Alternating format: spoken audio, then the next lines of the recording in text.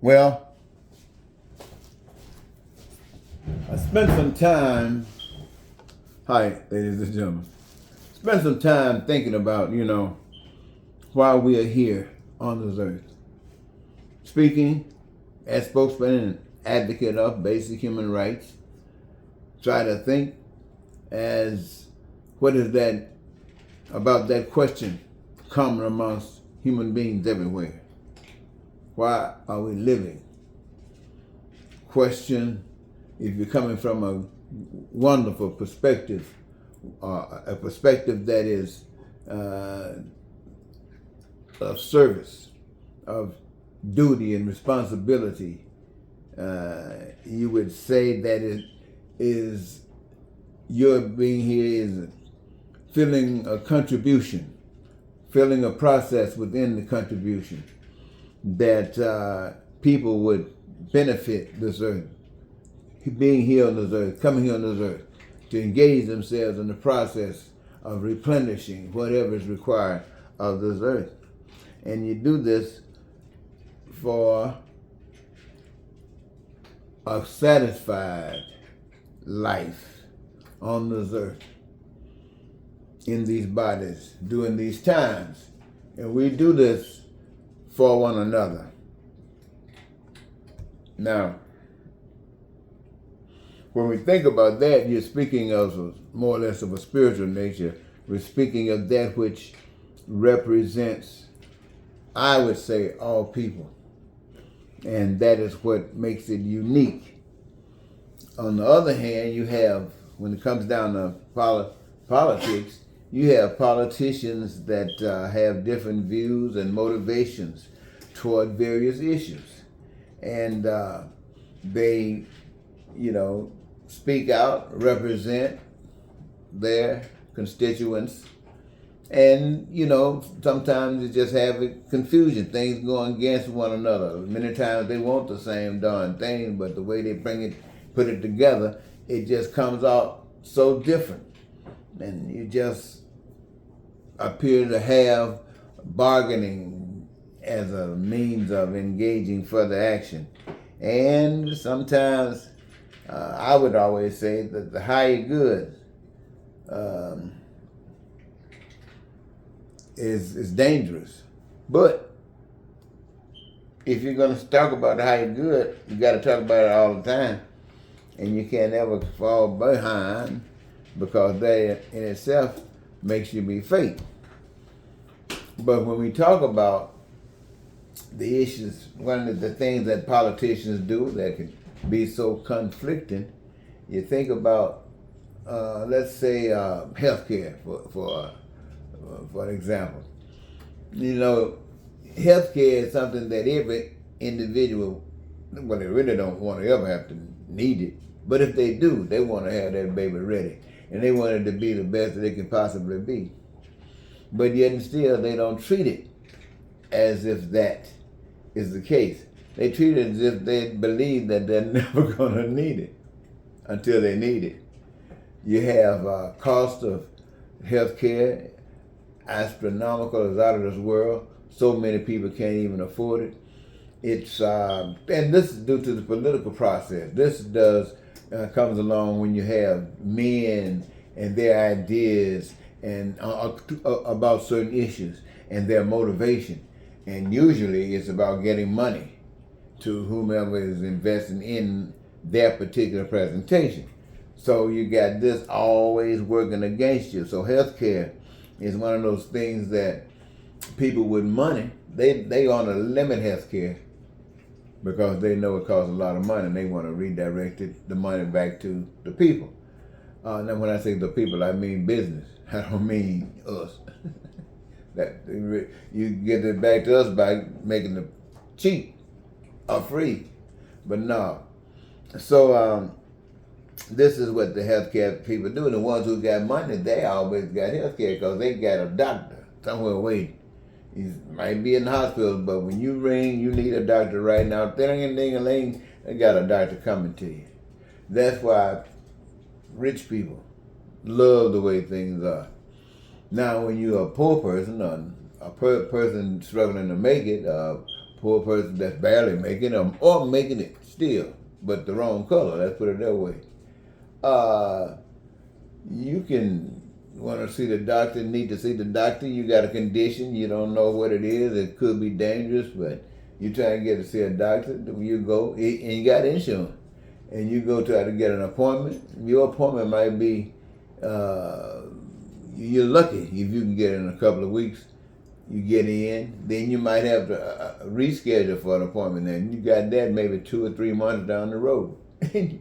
The doctor with money got it immediate, and you got it 2 or 3 months down the road. When you go back to see the doctor, it might not have been too serious the first time, but now it's been so long since you got a chance to deal with it, till that baby got you. And see, this is why it's so essential that we human beings understand the difference between men and God.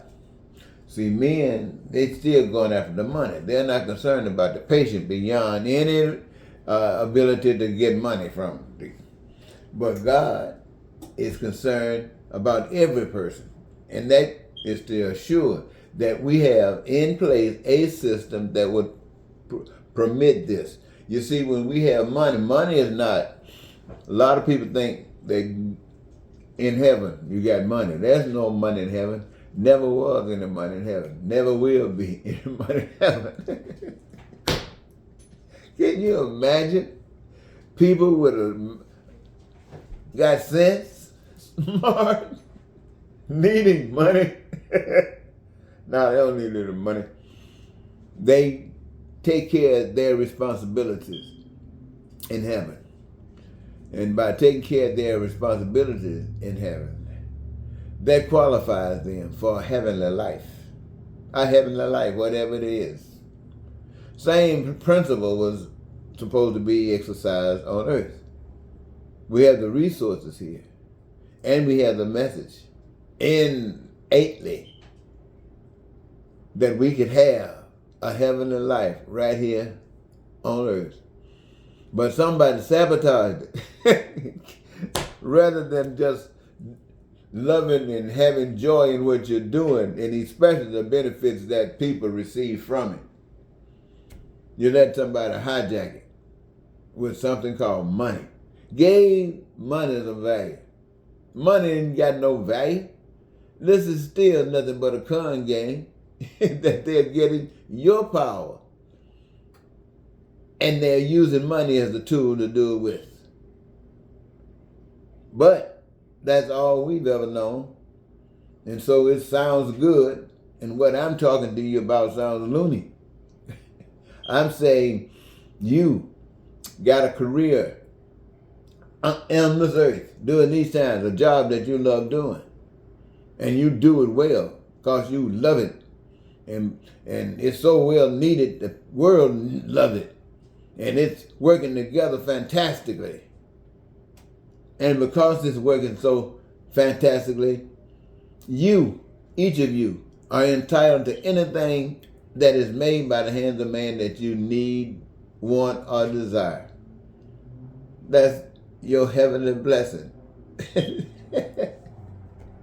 And we walk around and listen that these white folks in the United States of America, these white folks that came over and told the Indians a lie, and then slapped them, pow, pow, pow, and took their land. Then got the black folks and got the Bible and told them a lie, pow, pow, pow, pow, pow, and turned them into slaves and have kept them in slavery ever since. And now have always had the power. Now I've hijacked the courts in America and hijacked everything where power is with an intention of going right back where they can take blacks again. Pow, pow, pow. Slap them and stick them right back in slavery. Woo! But anyway, sometimes if you give it some thought, it is kind of funny. But ladies and gentlemen, let me tell you something else. That's not really funny. And that's not going to happen. But think about this. I just think we should think about this. You remember should I say Congresswoman Liz Cheney? Well, she's a Republican. Or she was a Republican. And she was kind of not liked, because of her advocacy for the Republican points of view. At least the Democrats weren't so into it. But I don't think the Republicans had anything really against it. But during last presidential term, there was an election that took place. And the president was an unprincipled man. He was a bully and wasn't really fit to be president of the United States, but he got in there because the people in the United States weren't satisfied with what was going on. So they decided to give somebody who had tricked them into thinking that he had something going on, that he would do something for him. Now he came in, he knew he wasn't worthy, but he knew the game that he played. He's a crook. And so when he was talking about getting the election going, he had a card that he was definitely going to play. And that was his crookdom card, trying to break every rule that he can hide. And he was slick. He was slick. He had everybody looking at the Democrats like the Democrats was about to do something. And everybody watching the Democrats. Where the Democrats at? Where the Democrats at? And the Republicans behind the back laughing, pulling every trick in the book. Anyway, it didn't work. He got busted. He got busted.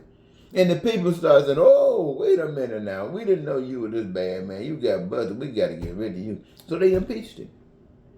But for some strange reason, and we may never really know.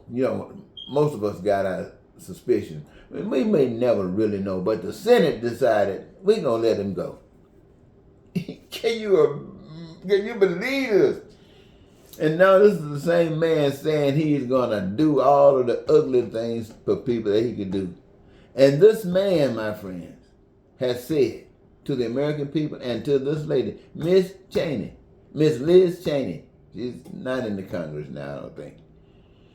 He has said something about putting shotguns on her, killing her, suggesting that.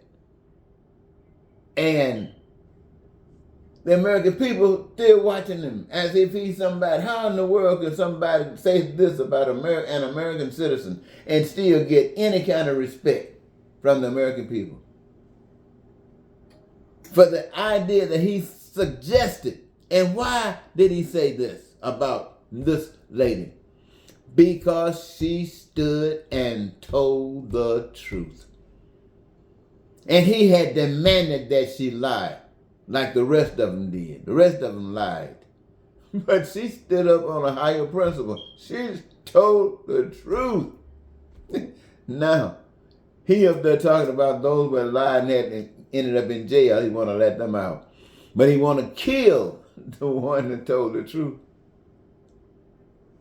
What does that say about America, ladies and gentlemen? It says that you should change. You should change and become the total opposite. At least let that be your aim. The total opposite of what this evil people. And when I say evil people, ladies and gentlemen, I'm talking about their direction that they're trying to take this country. Now, when I say that, for some strange reason, my idea is not to punish them by getting rid of them as well. I'm not talking about putting them in hell. I'm not talking about burning them up.